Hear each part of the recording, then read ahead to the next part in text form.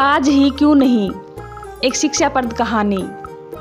एक बार की बात है, एक शिष्य अपने गुरुजी का बहुत ही आदर सम्मान किया करता था।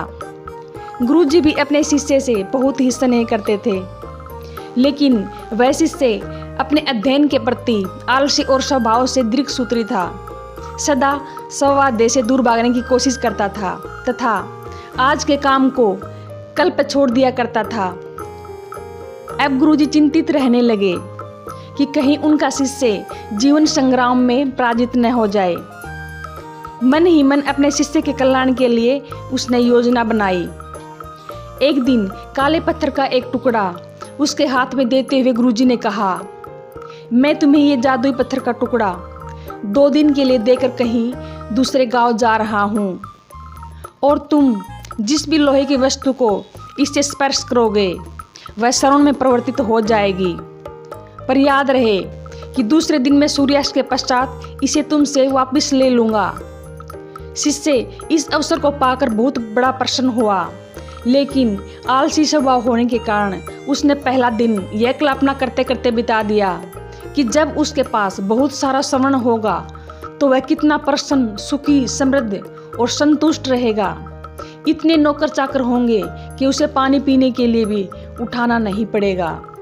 फिर दूसरे दिन जब वह प्रातःकाल जागा तो उसे अच्छी तरह स्मरण था कि आज श्रवण का दूसरा और अंतिम दिन है। उसने मन में पक्का विचार किया कि आज वह गुरुजी द्वारा दिए गए काले पत्थर का लाभ जरूर उठाएगा। उसने निश्चय किया कि वो बाजार से लोहे के बड़े बड़े सामान खरीद कर लाएगा और उसे श्रवण में परिवर्तित कर देगा। दिन बीतता गया, पर वह इसी सोच में बैठा रहा कि अभी तो समय है, कभी भी बाजार जाकर सामान लेता आएगा। उसने सोचा कि अब तो दोपहर का भोजन करने के बाद ही सामान लेने निकलूँगा, पर भोजन करने के बाद उसे विश्राम करने की आदत थी और उसने बजाय उठ के मेहनत करने की थोड़ी देर आराम करना उचित समझा। पर आलस्य से परिपूर्ण उसका शरीर नींद की गहराइयों में खो गया और जब वह उठा तो सूर्यास्त होने को ही था। वह जल्दी जल्दी उठकर बाजार की तरफ भागने लगा, पर रास्ते में ही उसने गुरुजी मिल गए।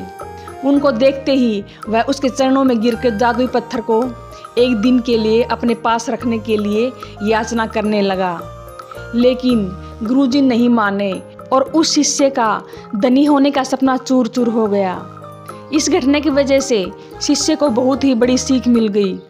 उसे अपने आलस्य पर पछतावा होने लगा और वह समझ गया कि आलस्य उसके जीवन के लिए एक अभिशाप है, और उसने प्रण किया कि अब वो कभी भी अपने काम से जी नहीं चुराएगा और एक दिन कर्मठ, सजग और सक्रिय व्यक्ति बनकर ही दिखाएगा।